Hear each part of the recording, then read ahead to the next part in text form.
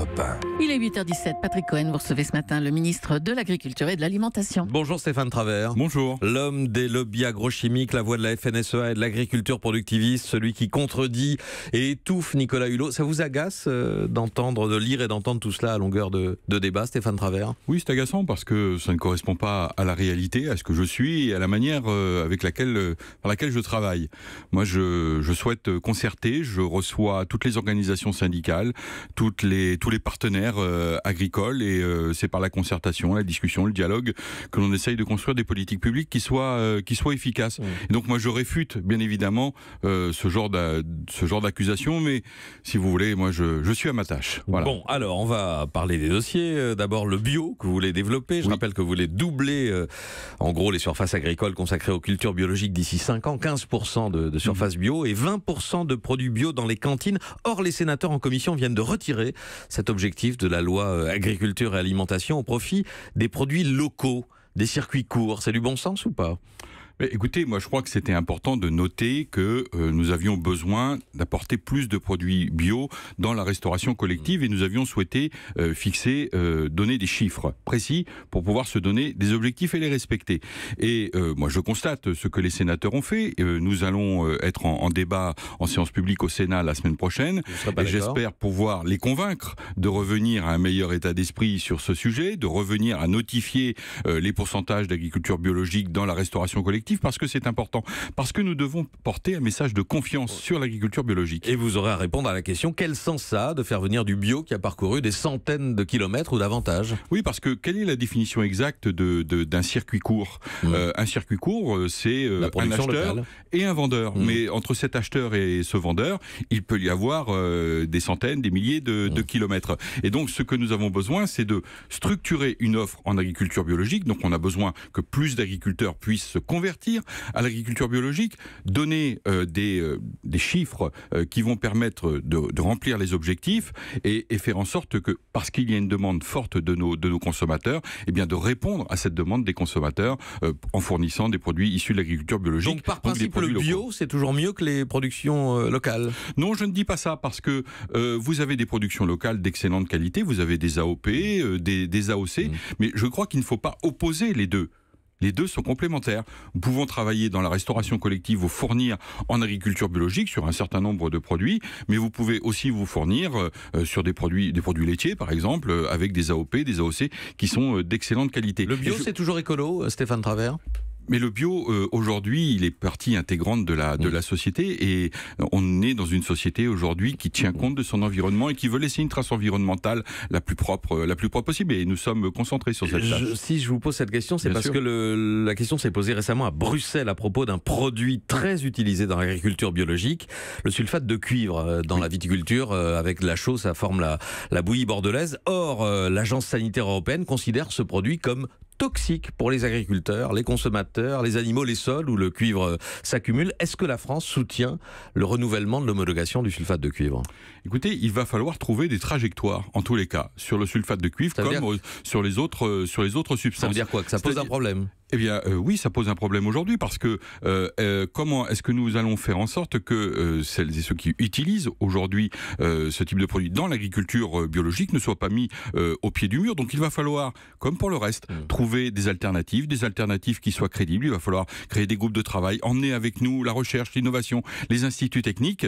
Et aujourd'hui, nous avons besoin de ce temps pour travailler parce que je ne pense pas qu'il existe aujourd'hui de solutions alternatives. Et donc nous devons les trouver. Et il va falloir y travailler. Nous avons été sensibilisés sur cette question, vous savez, depuis près d'un an. Il y a déjà un pays européen qui l'a interdit, le Danemark. Tout à fait. Et aujourd'hui, nous devons travailler à la manière dont nous devons accompagner aussi l'agriculture biologique dans cette réflexion autour de l'utilisation de ce type de produits, comme nous le faisons sur d'autres produits en agriculture dite conventionnelle. Et donc le glyphosate qui, paradoxe, ne présente pas de risque selon les mêmes agences sanitaires, le glyphosate sera banni en France dans 3 ans, ou bien est-ce que le plus probable n'est-il pas qu'il soit interdit ici et autorisé là avec de multiples dérogations? Alors il y a deux choses.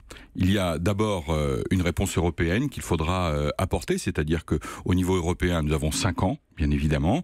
Il a été réautorisé pour 5 ans. Emmanuel Macron a dit 3 ans. Et le président de la République, vous le dites, a souhaité qu'en 3 ans, nous puissions sortir de l'utilisation du glyphosate. Eh bien, c'est ce que nous allons faire. Et nous mobilisons les instituts techniques, nous travaillons avec les agriculteurs. Et pourquoi est-ce que nous n'avons pas mis dans la loi l'interdiction du glyphosate ? Tout simplement parce que nous ne voulions pas faire peser uniquement que sur les agriculteurs la difficulté de se retrouver quelquefois au pied du mur. Donc nous devons emmener tout le monde. Et donc nous rencontrons depuis déjà de nombreuses semaines les opérateurs, les agriculteurs, tous les acteurs des filières pour créer les conditions, pour trouver un certain nombre de productions de remplacement. Aujourd'hui, sur le glyphosate, vous avez des alternatives qui existent. C'est le changement des pratiques agronomiques, ça va être de la formation, ça va être de la rotation de culture, mais il existe... Le changement des pratiques, vous voulez dire de labour, le travail de la terre Oui, des changements de pratiques agronomiques, mais aussi les rotations. Présente beaucoup d'inconvénients Quelle tête de rotation ? Oui, il y a aussi des inconvénients, donc il faut tout peser. Il faut regarder aussi quelles sont les agricultures qui aujourd'hui ne bénéficient pas d'alternatives précises. C'est l'agriculture en terrasse, c'est l'agriculture de conservation, vous en parliez, et puis c'est l'agriculture qui concerne la production de fruits et légumes destinés à l'industrie. Et donc on a besoin de réfléchir là-dessus, et c'est ce que nous faisons en réunissant tous les acteurs. Et donc ma question c'était, est-ce qu'il pourrait, et si peut-être vous ne l'avez pas voulu le mettre dans la loi, c'est pour ne pas prononcer une interdiction générale dans 3 ans, mais une interdiction, partielle, avec des dérogations. C'est ça, parce qu'il n'y avait pas d'interdiction sans solution. Et nous ne souhaitons pas non plus qu'il y ait des distorsions de concurrence, parce que c'est aussi important, et ni de surtransposition. Et nous l'avions dit. Donc, je crois que le mieux, c'est de travailler sur la confiance des acteurs. Travailler avec eux en responsabilité, et c'est ce que nous faisons, en les réunissant de façon régulière, et en portant avec eux, les voies qui permettent demain de sortir de ces dispositifs. Mais avec le risque aussi de mettre sur le marché et de laisser autoriser une molécule, un autre produit qui n'a pas été testé, qui n'a pas eu le même retour d'expérience que celui du glyphosate, par exemple. Il s'agit des autorisations de mise sur le marché et ça ne dépend pas du ministère, heureusement. Et c'est l'ANSES qui les délivre. Mais en tous les cas, ça ne peut pas être un produit qui soit plus dangereux que celui dont nous parlons. Effectivement. Question d'Anne-Laure Jumet du service économique et social d'Europe 1. Oui, Stéphane Travert. Alors, je reviens à vos ambitions sur le bio. Pour doper ce secteur, encore faut-il le soutenir. Or, des aides attendues par les agriculteurs bio ne sont toujours pas versées à l'heure où on parle, les aides de 2016. Vous vous étiez engagé à rattraper tous ces retards en mars, on est en juin, et selon la Confédération paysanne, entre 3 et 4 000 dossiers sont toujours en cours de traitement. Que dites-vous aujourd'hui aux agriculteurs concernés ? Moi je dis l'année 2018 sera l'année où on reviendra au calendrier normal de versement des aides. Il y a 2 choses. D'abord les aides PAC du premier pilier. Celles-là, elles ont été versées, le calendrier a été rattrapé. Sur l'année 2015, les aides ont été versées. Il reste quelques dossiers où il peut y avoir des soucis, on va dire, techniques qui nous restent à définir et à examiner. Il en reste quelques-uns, mais 97% des dossiers ont été traités.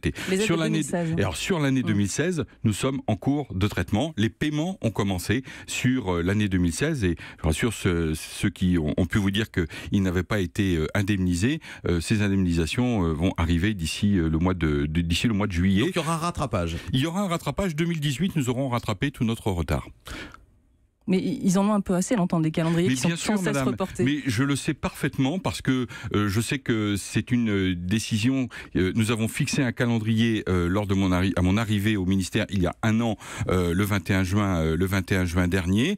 Nous l'avions dit depuis le début. 2018 serait l'année où nous rattraperions l'intégralité du retard. Le calendrier normal de versement des aides sera effectif sur l'année 2018. Voilà, ça c'est un engagement que j'ai pris. C'est un engagement qui sera bien évidemment tenu. Et je me mets à la place des producteurs qui attendent, pour certains, ceux qui ont attendu depuis 2015 des aides et qui les ont eu finalement en début de cette année. Je me mets à leur place et c'est quelque chose de compliqué. Mais pour 2016, je leur dis que les choses sont en cours. Les paiements, les premiers versements ont commencé. Merci Stéphane Travert, ministre de l'Agriculture, d'être venu ce matin en direct au micro d'Europe 1. Europe 1.